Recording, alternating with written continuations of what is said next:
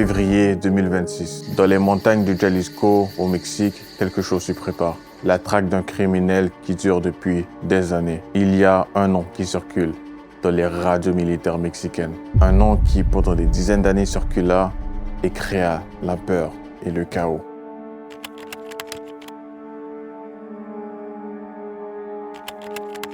Nemesio Oseguera Cervantes, aussi appelé El Mencho. Le FBI, la justice américaine, avait mis sa tête à prix 15 millions de dollars pour quiconque fournirait des informations permettant son arrestation. Alors là, vous voyez dans l'organigramme, c'est bien le chef de cette organisation. Il a été abattu par la police mexicaine et décédé pendant son transfert. Né en 1966 dans l'État de Michoacán. Au début des années 2010, un nouveau cartel arrive. Jalisco Nueva Generación, où le cartel devient l'un des plus puissants du Mexique. Méthamphétamine, cocaïne, fentanyl. Le cartel s'étend à travers le pays et ensuite à l'international. Vu que beaucoup de substances finissaient aux États-Unis, les Américains proposaient des millions de dollars juste pour sa capture. Il était devenu l'un des hommes les plus recherchés du Mexique. Mais à chaque fois, il échappe aux arrestations. Il est protégé, et pas juste avec des petits guns. Protégé par des gars qui sont armés comme des militaires. Blanchiment d'argent, extorsion, violence organisée. Puis 16 ans plus tard, il y a 24 heures, le roi est mort.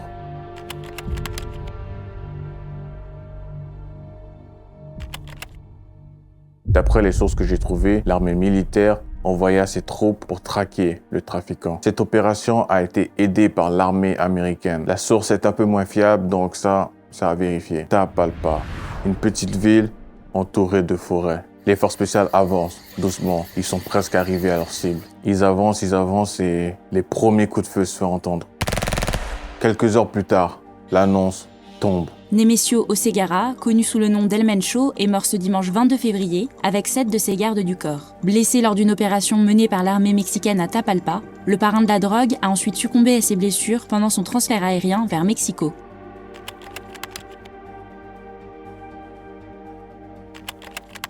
Comme j'ai dit, le nom de Nemesio était très connu. C'était quelqu'un de protégé, quelqu'un de craint. Alors les gens se posaient la question, ils doutaient. Évidemment, tout ça n'est pas sans conséquence. Un chef qui était craint, mais qui était probablement aimé aussi, avait derrière lui des soldats et des gens qui étaient prêts à mourir pour lui. Et on n'a pas dû attendre longtemps parce que la guerre, le chaos a commencé à se faire voir dans les rues. Le cartel se déchaîne et veut laisser passer un message.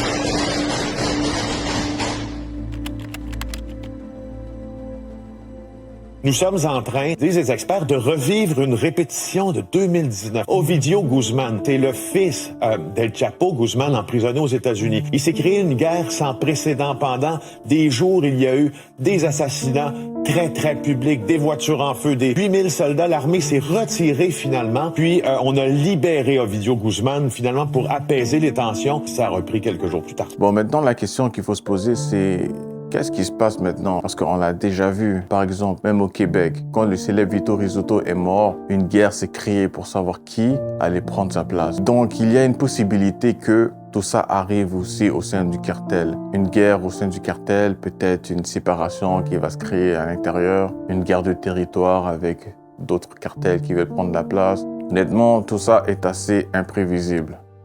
Mais c'est sûr que quelque chose va arriver.